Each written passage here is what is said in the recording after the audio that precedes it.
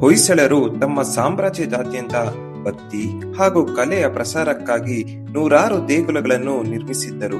ಅದರಲ್ಲಿ ನರಸೀಪುರವು ಆಗಿನ ಕಾಲದ ಒಂದು ಪ್ರಮುಖ ಧಾರ್ಮಿಕ ಕೇಂದ್ರವಾಗಿತ್ತು.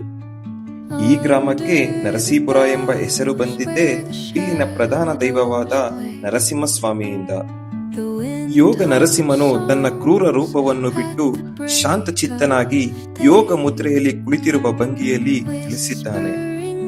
ಈ ದೇಗುಲವು 13ನೇ ಶತಮಾನದಲ್ಲಿ ನಿರ್ಮಾಣವಾಗಿದ್ದು ಕ್ರಿಸ್ತಶಕ 1280ರಲ್ಲಿ ಹೊಯ್ಸಳ ರಾಜ ವೀರ ನರಸಿಂಹ ಬಲ್ಲಾಳನ ಆಳ್ವಿಕೆಯಲ್ಲಿ ಸ್ಥಾಪಿತವಾಗಿದೆ.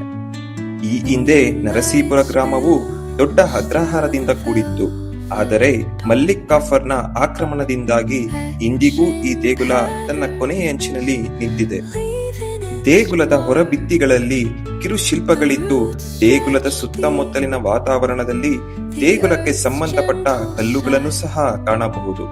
ಈ ದೇಗುಲದ ವಿಶೇಷವೆಂದರೆ ಅಂದಿನ ದಿನಗಳಲ್ಲಿ ಈ ದೇಗುಲದ ಹಣವನ್ನು ಪ್ರತಿದಿನ ದೊಡ್ಡ ತಿರುಪತಿಗೆ ಲಾಡು ಪ್ರಸಾದಕ್ಕಾಗಿ ಕಳುಹಿಸುತ್ತಿದ್ದರು ಎಂಬುದು ಈ ದೇಗುಲದ ಶಾಸನದಲ್ಲಿ ಉಲ್ಲೇಖವಾಗಿದೆ. ಹೀಗೆ ಹಳೇಬೀಡು ಹೊಯ್ಸಳರ ರಾಜಧಾನಿಯಾಗಿದ್ದರಿಂದ ಅದರ ಸುತ್ತಮುತ್ತಲಿನ ನರಸೀಪುರದಂತಹ ಗ್ರಾಮಗಳು ಅಂದಿನ ಕಾಲದ ಪ್ರಮುಖ ಉಪನಗರಗಳಾಗಿದ್ದವು.